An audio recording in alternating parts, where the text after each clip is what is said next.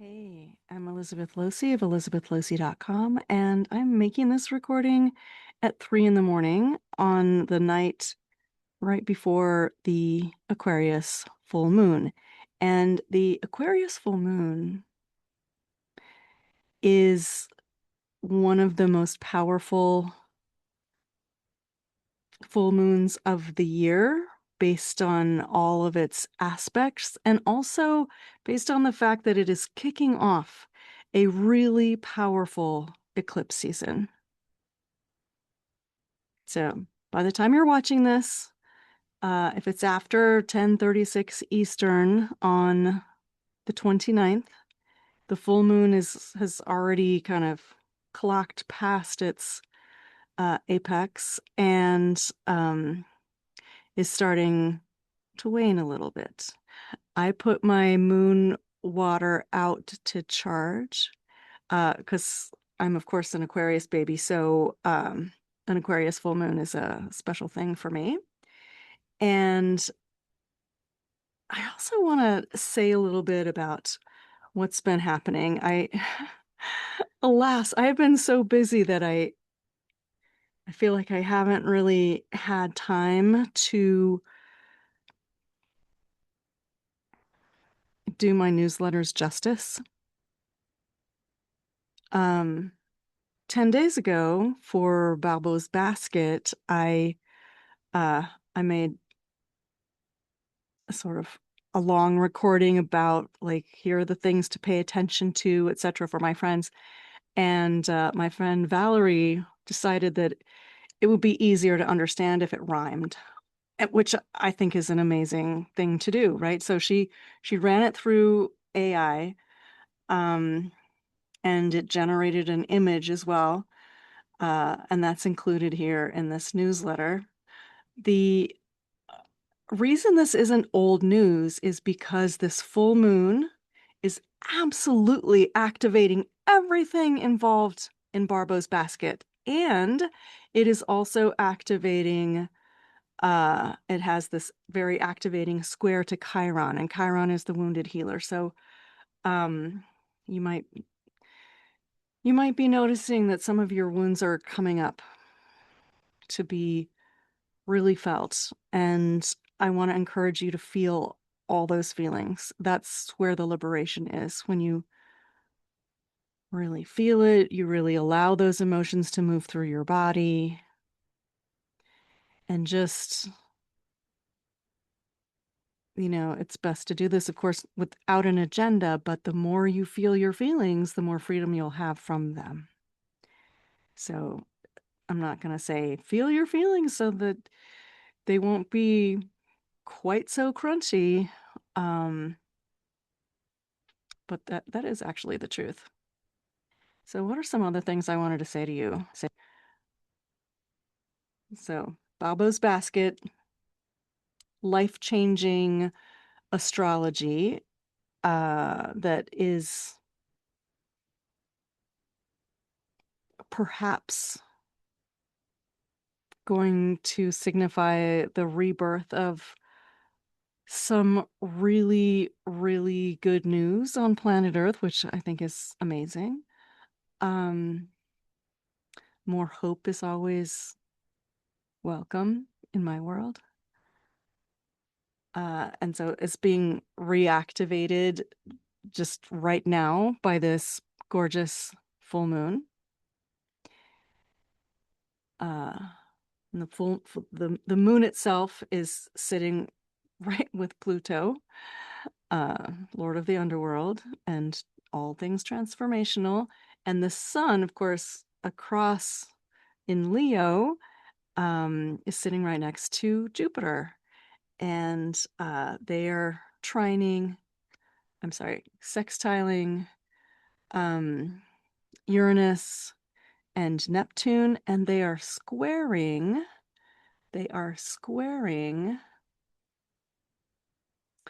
um, Chiron. So that's that's why you might be feeling your feels quite a bit.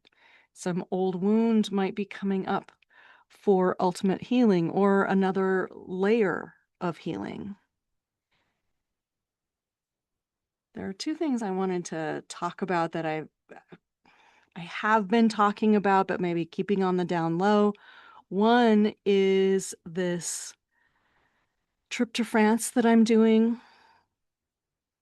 in September at the equinox.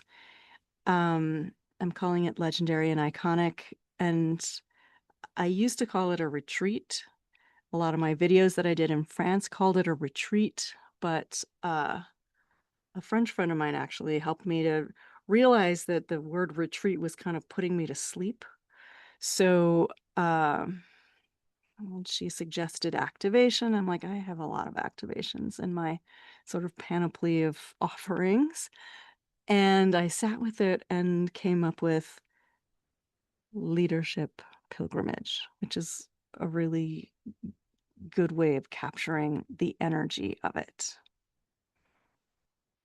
So it's going to be 6 days and 5 nights in a chateau, the Manoir de Beauvais, right outside of Chinon.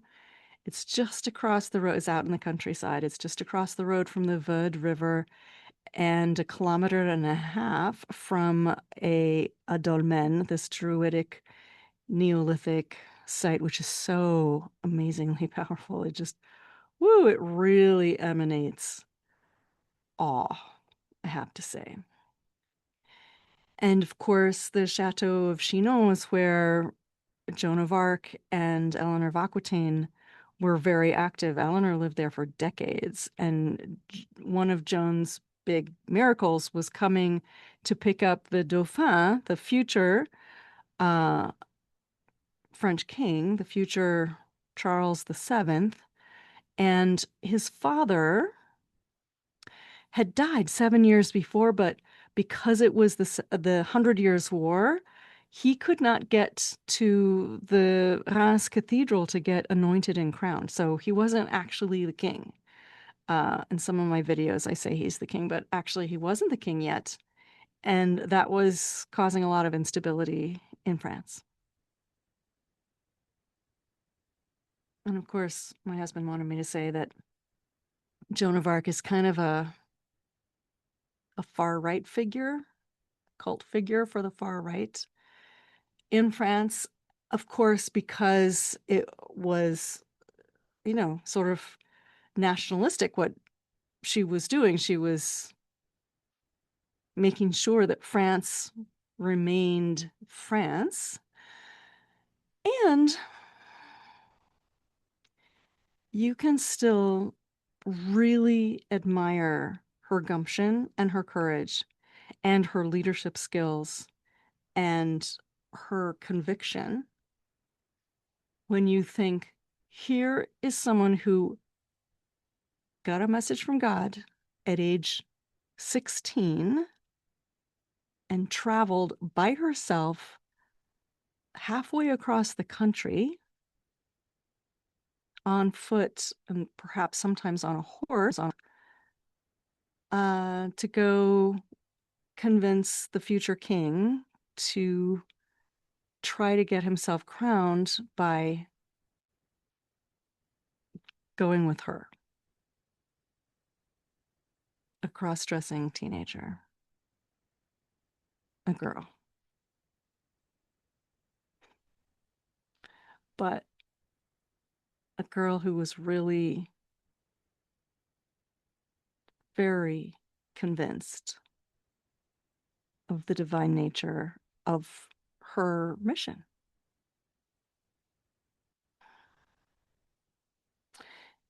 And her famous saying, this is reported during a second trial after her death.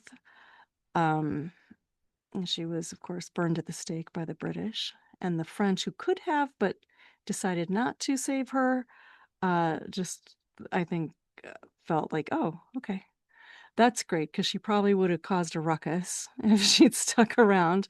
Good thing the English captured her and then put her to death as a witch, because she probably would have turned problematic on us.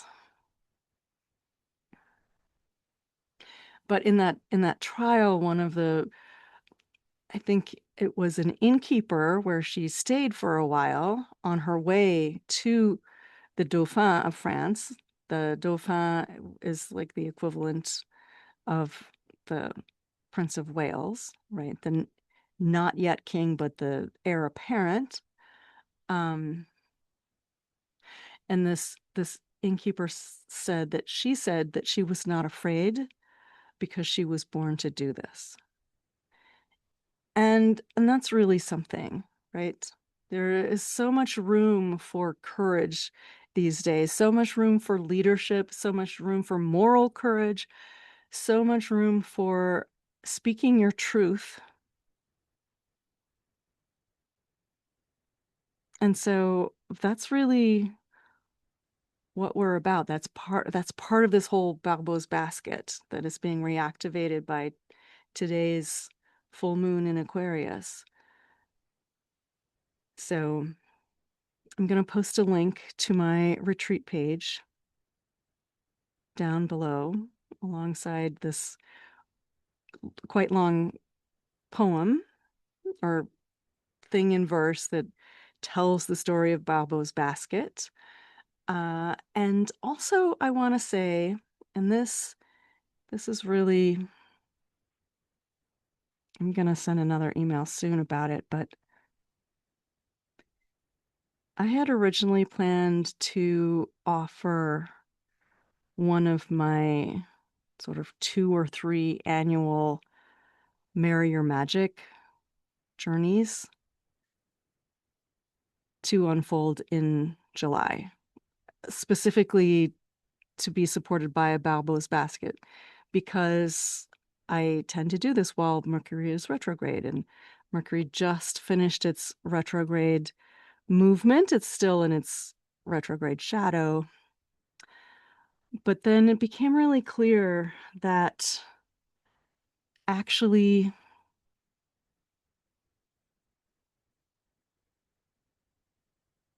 eclipse season is when we're going to really need the support.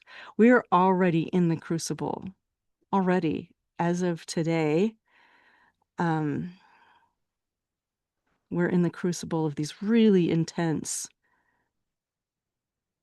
eclipses. The first eclipse is a Leo total solar eclipse on the 12th of August. And the second one is the 24th or 20. I'll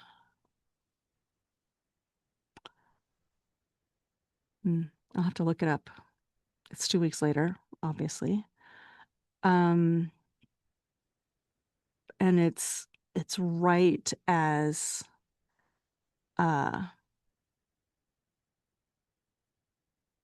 it must be the 25th. It's right as the sun moves into Pisces. So it's the Pisces full moon lunar eclipse. And so this is a really potent, this is our first kind of set of eclipses. The nodes just last Sunday moved into Aquarius and Leo. And the nodes are points in space, but they tell us about eclipses. And so today's full moon is not an eclipse because it's too far away from the North Node, because the moon is at the beginning of Aquarius and the node is at the very end of Aquarius. So 2 weeks from now, when it's the Leo new moon, that is a total solar eclipse because the conjunction there with the nodes is exact.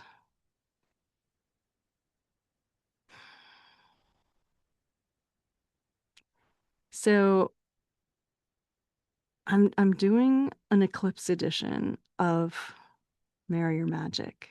And Marry Your Magic has already just been evolving. It's when I say marry your magic, what I mean is embrace all your gifts, the mundane gifts, the magical gifts, all the gifts that you have so that you can stand in your power even more. and so that you can know yourself better. And uh, if you're a healer or an entrepreneur, so you can promote yourself better. If you are just, you know, a regular person, so that you can tell other people who you are more clearly. Um, and it's not just about uncovering the gifts that you didn't remember you had amputated for safety's sake when you were a child, but it's also about kind of widening the aperture so that you can see where your gifts lie in your patterns and your skill sets. Marry Your Magic is mostly drummed journeys. You can see my drum here behind the mic right there. And it's a deer drum that I handmade. And as a lifelong vegetarian, that was really an intense experience to spend hours and hours with my hands in a wet deerskin, pulling it tighter and tighter and tighter. I kept having to go outside and get grounded. Sometimes I thought I was going to faint or vomit. But it's like this drum now is sutured to my heart. And so we make a very powerful pair. So it's 8 meetings. We begin at the peak of the Lionsgate portal, which is also Lunasa, the Celtic cross-quarter holy day dedicated to the god Lu, the sun god.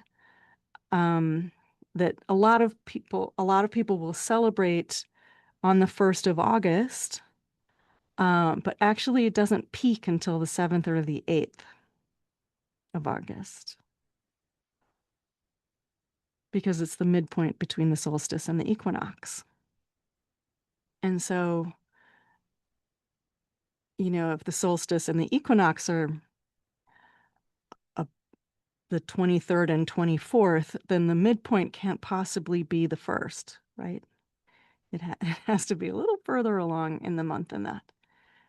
And so Lunasa is the first harvest festival, and it's all about receiving abundance. And this eclipse season, that first eclipse on the 12th is just on the other side. So I'm beginning Marry Your Magic on the 7th so that we can capture the power of the Lionsgate / Lunasa portal and already be in process by the time the first eclipse hits. We meet twice a week, on Tuesdays and Fridays. The 7th is a Friday. And so we will go straight through. This will be a little more intense than usual, and we'll end right before Labor Day in the US. So the first week of September.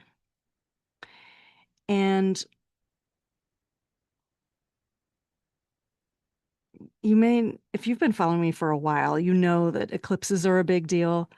I quit my tenured position to do the work I'm doing now, uh, in the aftermath of a total lunar eclipse, a super blue blood moon that happened on New Year's Eve of 2009. So the first day of 2010 was the day I quit my tenured position, and I haven't looked back since.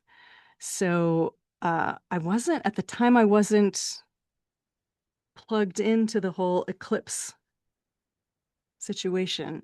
So I just thought it was a full moon. It was a full moon. It was a fully eclipsed full moon. And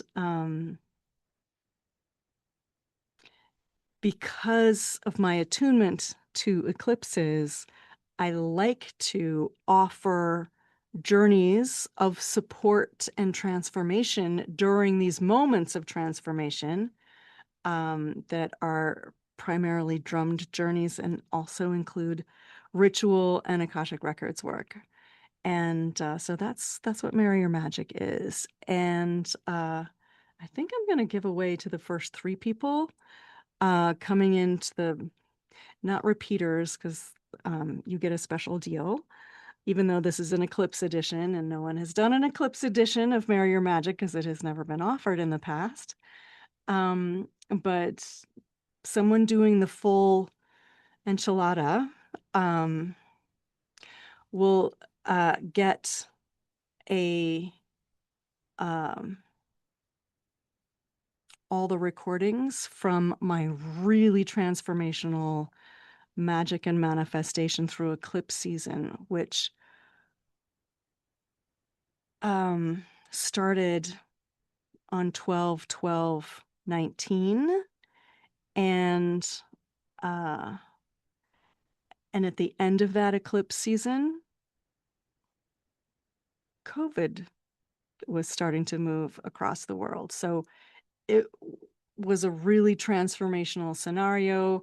When I put the sales page together for that one, um, I was told that as of 12/12, the world would be completely different, and that people who didn't want to live in that different world were going to leave the planet. And I I published that, not realizing that my own mother was going to be one of the ones not wanting to live in that new world. And so she transitioned just a few hours before 12/12. And it was a real quick situation. Um, so yeah, that series of calls, Magic of Manifestation through eclipse season, was just bonkers. I mean, it feels less jaw-dropping now because, I've heard it many times and I've integrated all this stuff. And it has been 6.5 years. But if you haven't, um, this is an amazing bonus that you can have that is worth quite a bit of money. And I'll be including it free for the first three people who say yes to Magic and Manifestation. I'm sorry, say yes to Marry Your Magic Eclipse Season Edition. Again, this is only for women. And the sisterhood gathers, of course, at the peak of the Lunasa Lionsgate portal. We start on the 7th. So there is a little time to decide, like, oh, is this for me? And what is it about? And, do all your intuitive tests. I want people to come in who are ready to go, who are all in. This is not something that you can sit back and kind of like play solitaire on your phone while you're listening. This is something I take you through journeys. And so you are seeing things, you are receiving things, you are intuitively being awakened in Marry Your Magic, along with the rest of the sisterhood. So it's actually pretty cool, I have to say. So that's the end of my message. It's been a very long one.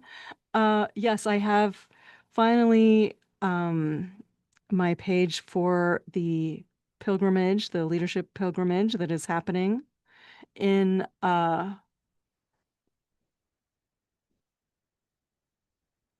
what is it? 13 weeks? 7 weeks? Something like that. And it's in France. And It's going to be really powerful. Small, small, small group, because we cannot have more than 4 participants, 5 including me, because I've rented a chateau, and that's how many private rooms there are. And if you want to come and share a room with a friend, then there is a special deal for that. Um, and so at that point, we can allow an extra person. But it's all inclusive starting on the 18th of September and running through the evening of the 23rd. And at about 2 in the morning on the 23rd, that's when the equinox is exact. So we begin with the last days of summer, and we end at the equinox as the sun hits the sign of Libra, stepping into a new place of balance, a new place of self-wisdom, a new place of sovereignty, a new place of knowing our special, legendary, and iconic parts. So even if you're like, oh, I have no idea how I would work that out, that's okay. You can still reach out. We'll have a conversation.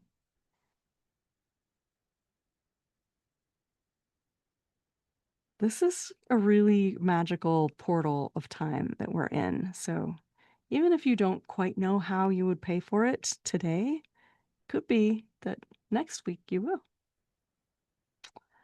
So deep out of you, I'm just gonna leave this here. It's very long. Thank you for watching and listening all the way through. So much love to you. Remember to feel your feelings during this Chiron activation, and take good care. And it's not too late to put moon water out, even if you're watching this on the 29th. The moon is still mostly full all the way through the next day. So Wednesday night, you can put your clear jar. I have a clear glass jar, and I put a post-it note um on the lid of the jar saying what my intention is. This time my intention was prosperous transformation. And then I turn it upside down so that the bottom of the jar, all the walls of the jar and the bottom of the jar, which are clear glass, can receive the rays of the moon. And but the intention is there, sort of infusing itself up into that moon water. And then based on where in your birth chart this moon was, depending on what kind of house system one uses, it's either my first house or my second house. And so this is really important. It's happening quite close to my sun, actually. And so then you can drink the water or use the water to water your plants or a project that you have going on. And so making moon water is a really fun way to partner with the moon. Okay. Thank you so very much. I'm Elizabeth Losi, and I would love to hear from you. I really would. Let's make the world a better place together. That's really what Aquarius is all about. Let's all be friends, link arms, make the world a better place. All right. Have a good full moon day.